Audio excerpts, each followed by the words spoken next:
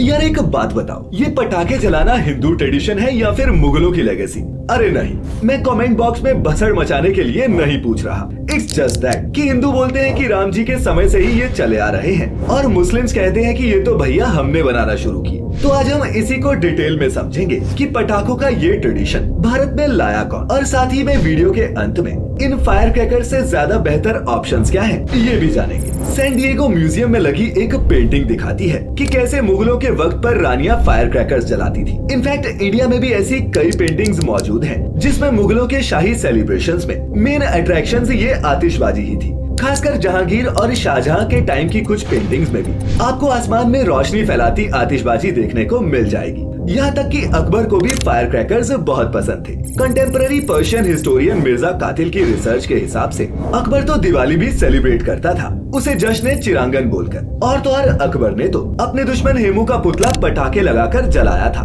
बिल्कुल रावण की ही तरह। और दोस्तों यही वो दौर था जब कई मुस्लिम कम्युनिटीज ने फायर क्रैकर्स बनाने का काम शुरू किया, जिन्हें बाद में आतिशबाज, बारूदगर और हवाईगीर जैसे नाम मिले। आपको जानकर हैरानी होगी कि 17वीं सदी में एक राजा ऐसा था जिसने अपनी बेटी की शादी में उस समय के हिसाब से 80,000 के पटाखे जलवाए। लेट हिस्टोरियन सतीश चंद्रा अपनी book medieval India from sultan to Mughals में बताते हैं 1609 एडी में कर्नाटक के सुल्तान इब्राहिम आदिल शाह ने अपनी बेटी की शादी में 80,000 की तो सिर्फ आतिशबाजी ही की। और इसके बाद सिर्फ राजा ही नहीं, नॉर्मल लोगों की शादी में भी पटाखे जलाने की परंपरा चल पड़ी। इसका एक सबूत एक पोर्चुगीज ऑफिसर की ट्रैवल बुक में भी मिलता है। 1518 में जब वो गुजरात आए थे तो उन्होंने एक ब्राह्मण फैमिली की शादी में आतिशबाजी होते हुए देखी।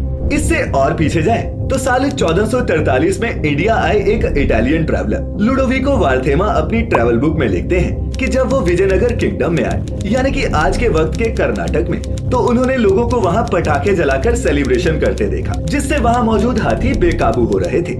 इसके अलावा एमिनेंट हिस्टोरियन पीके गोल्ड ने अपनी book history of fire workers 1400 AD में लिखा है कि इंडिया में 14वीं सदी से ही गन पाउडर से फायर क्रैकर्स बनना शुरू हो गए थे।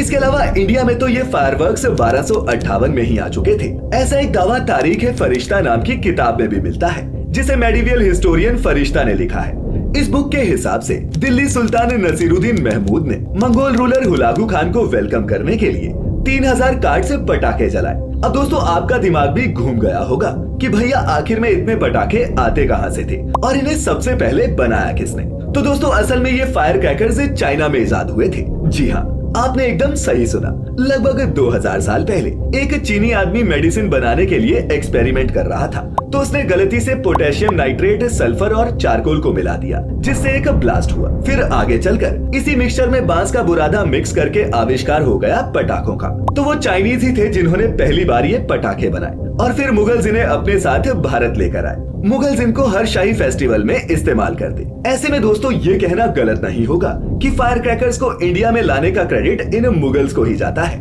जी हाँ, हम ये भी जानते हैं कि ये बात कई गैर बुद्धिजीवी लोगों के गले से नीचे नहीं उतरेगी, लेकिन यही सच है। फिर धीरे धीरे यही फायर क्रैकर्स इंडियन फेस्टिवल्स का हिस्सा बनते गए, खासकर दिवाली जैसी सेलिब्रेशंस में। और कुछ इस तरह लोगों ने इसे अपने ट्रेडिशन का एक हिस्सा समझ लिया। अब इनमें से कुछ बोलेंगे कि पटाखों के बारे में तो स्कंद पुराण में भी लिखा है, लेकिन क्या आपने वो पढ़ा है? तो असल में लोग स्कंद पुराण के वैष्णव खंड चैप्टर 2 वर्स 65 की जिस लाइन की बात करते हैं, उसका हिंदी अनुवाद है, हाथों में उल्का लिए लोग अपने पितरों को मार्ग दिखा रहे हैं। अब इसी से लोगों ने अंदाजा लगाया कि इसका मतलब ये है कि पितृपक्ष के खत्म होते ही दिवाली के समय लोग आतिशबाजी करके पितरों को आसमान की तरफ रास्ता दिखाते हैं। लेकिन दोस्तों ये महज एक अंदाजा है, ये कहीं नहीं लिखा कि उल्का का मतलब पटाखा ही है, वो तो एक मशाल भी हो सकती है। खैर रिलीजियस टेक्स्ट बुक्स को लोग सदियों से अपने हिसाब से इंटरप्रेट करते आए हैं, और इसमें कौन गलत कौन सही ये कहना इम्पॉसिबल है। वहीं आज के दौर में हम पटाखों के बिना दिवाली इमेजिन ही नहीं कर सकते,